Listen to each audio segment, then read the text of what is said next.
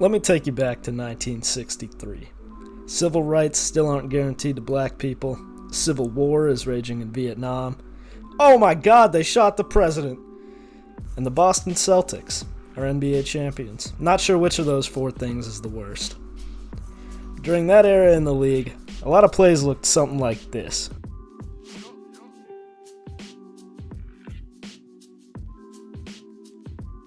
Sometimes, revolutionary coaches like Red Auerbach would cook up something like this. Now during that time, a 23-year-old assistant coach at Cuyahoga High School in Ohio saw plays like that and wondered, why don't teams play like that all the time? That assistant coach was Bob Knight. Alright, we're down here with Coach Bob Knight and his hero Keith Smart. Bob, your reaction now to a third championship. By 1966, Bob was the head coach for Army, where he coached for 6 mostly successful years. In 1971, he became coach at Indiana, and I already spoiled it with his intro. Bob won 3 national championships there. He also won a gold medal coaching the Olympic team in 1984. I won't go through his career year by year because old Bob coached in college for 52 years, but during that time he revolutionized and popularized what became known as the motion offense. What's the point of motion offense? Well, I'll let Bob explain it. I think that if we get proper spacing, we can get the kind of cutting and screening that we need to have to get good shots. Bob Knight's philosophy was that proper spacing meant players would all be 15 feet apart to leave open lanes to cut and drive to the basket. Bob's philosophy inspired some of the most successful college coaches in history.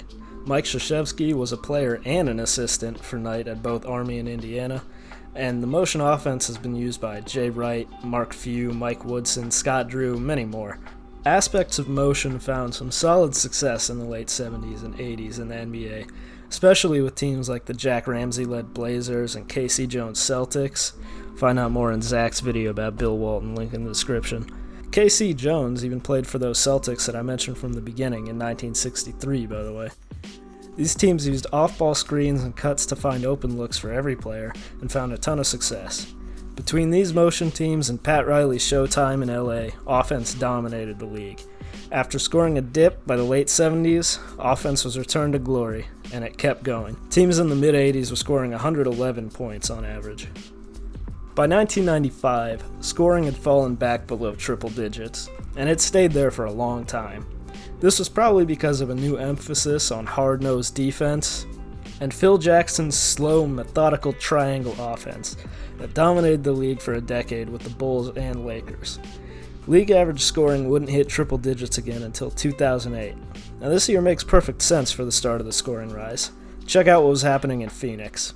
The Suns in 2008 were running an offense that they called 7 seconds or less, which is exactly what it sounds like. Score in 7 seconds or less.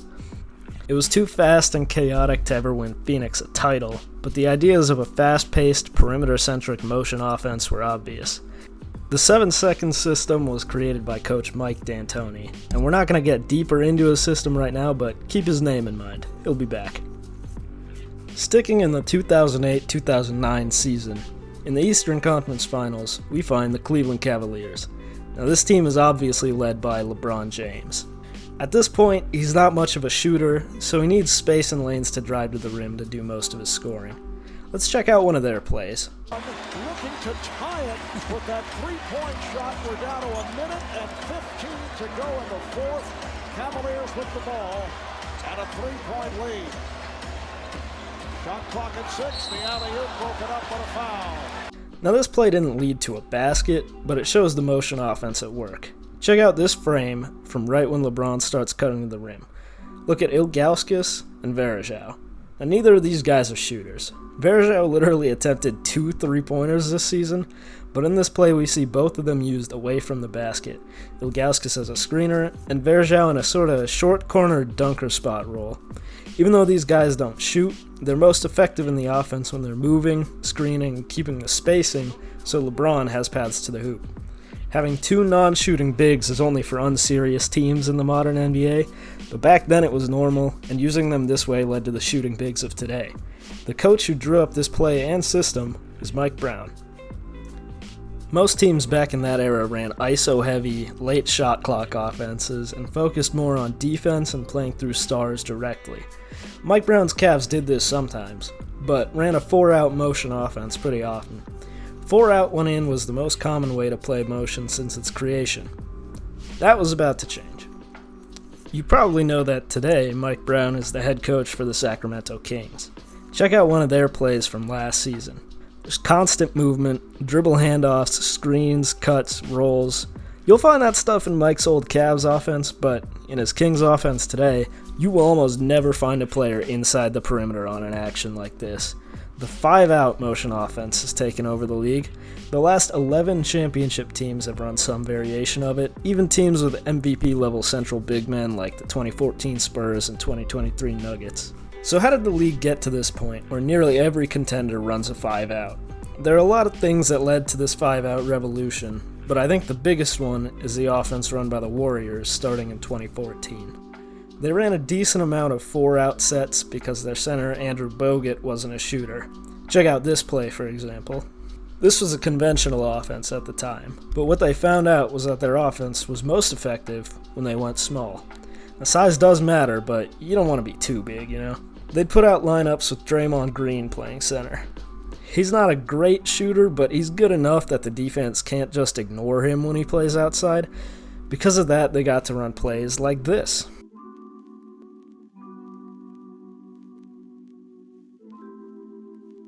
This style, often called small ball, was cooked up by head coach Steve Kerr with the help of assistant coach Mike Brown. This offense and those small lineups would go on to completely change basketball. To a lot of old heads, these two guys probably ruined the league. There's a reason Jordan punched Steve Kerr that one time. But don't worry, Golden State got their get back when the famous small ball center eventually got to punch Jordan. While the Warriors' 5-out offense with 5 capable shooters fried the league so bad that no one else even felt like they had a chance, one old head saw an opportunity. The head coach of the Houston Rockets watched 5-out small ball and decided he was going to be the Lee Harvey Oswald to the center position. I told you to remember him. Welcome back, Mike D'Antoni. In the 2019-20 season, D'Antoni's Rockets scored 118 points per game. Remember when hitting triple digits per game was significant? To finally kill the center position, D'Antoni was going to need a center who was so small and so perimeter-centric that listing him next to the letter C in the depth chart would splatter the position's head across the back of a Lincoln. D'Antoni had him in PJ Tucker. If Mike's goal was to take out the center from basketball, this was the most successful assassination in the history of Texas. Tucker is 6'5", and his offense consists entirely of catch-and-shoot threes. This man is not a center by any definition, and yet, here he is. The offense this team ran is hilarious. It combines the weirdest elements of every offense we've talked about so far. Now, it's 5-out, had motion actions, every player on the court could shoot. All of this was to create the spacing Bob Knight told us about. And it did all of this to allow for the most early 2000s isolation, go-to-work bruh offense of all time. I mean, what is going on here?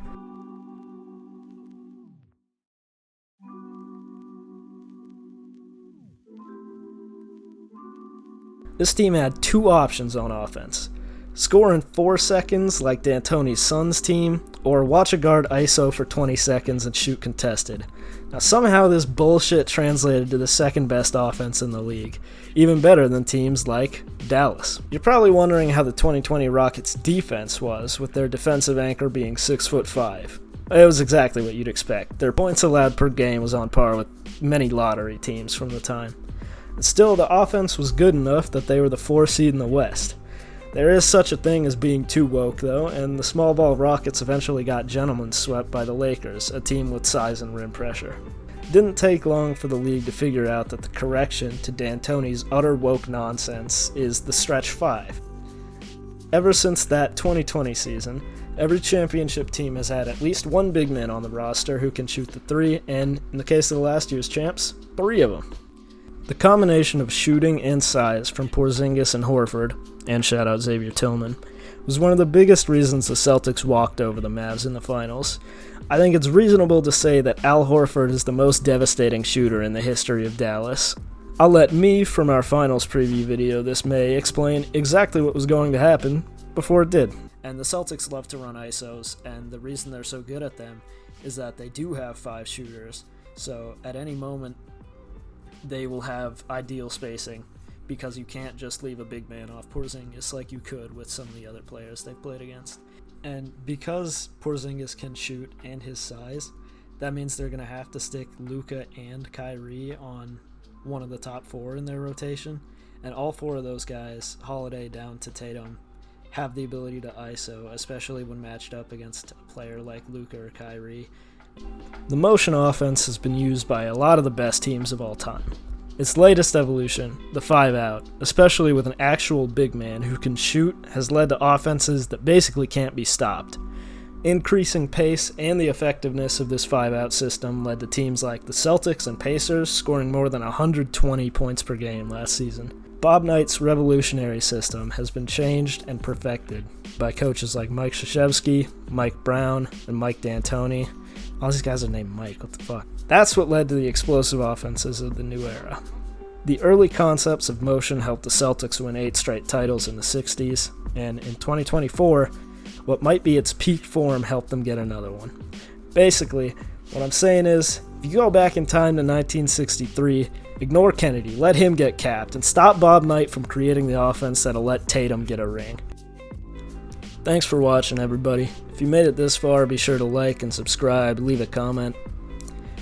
I didn't have a lot of time in this video to get into exactly how motion offense works. To understand this video, you didn't need to know what like a Horns 5-out set is or what a zoom action is, etc.